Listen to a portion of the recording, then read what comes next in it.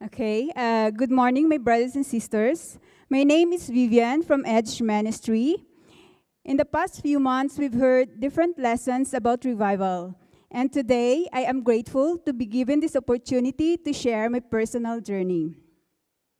Before the revival lesson, I must admit that I'm not really doing well with my personal walk with God.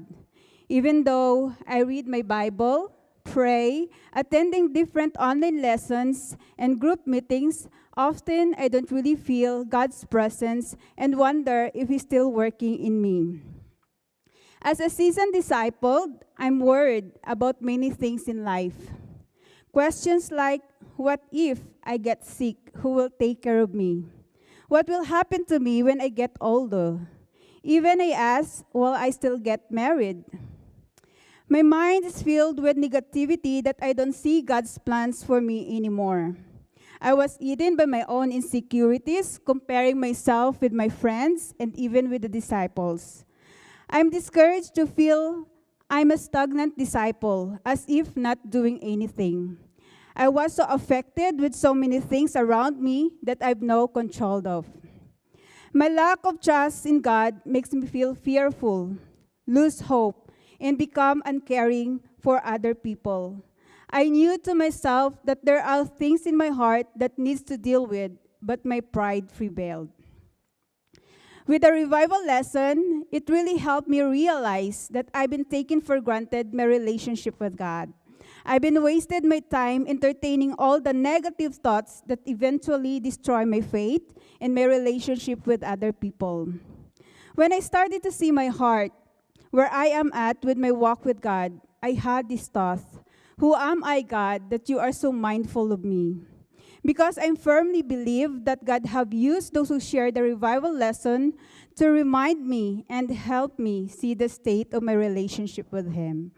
I felt humbled that despite of my shortcomings, God gives me chances after chances to renew and revive my heart again and to realign my life again to His will. I like to read this verse in 2 Chronicles 7:14. It says, if my people who are called by my name humble themselves and pray and seek my face and turn from their wicked ways, then I will hear from heaven and I will forgive their sin and heal their land.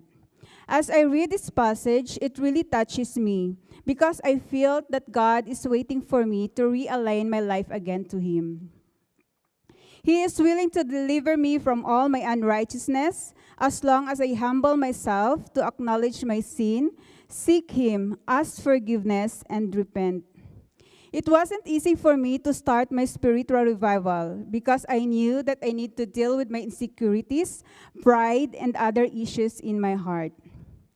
As I go through the process of my revival, I set some practical for myself. First, I took time to evaluate my heart and my relationship with God. Second, I prayed and asked for courage to confess and let go of the things that burdens my heart. Third, I read short Bible verses and reflect and memorize them. Fourth, I set up a prayer time with other disciples or do a nature walk, appreciates God's kindness. And fifth, I started journaling again, write down my thoughts and feelings. All this really helped me to slowly feel God's presence again. It changes my thought, the way I view God, even the way I view myself. I learned to leave my worries to Him and His plans for me. I'm so grateful how God works in my heart again. I start to have dream and have vision, not only for myself, but also with my small group and other disciples. As I continue my journey of personal revival, I just want to share that some days I still fail. I still face discouragements, struggles. But the difference now is that it doesn't stop me to move forward and continue to seek God's help, persevere, and not give up. I'm reminded daily of the hope I've in Christ, and that gives me strength and faith. Thank you so much for listening, and to God be all the glory.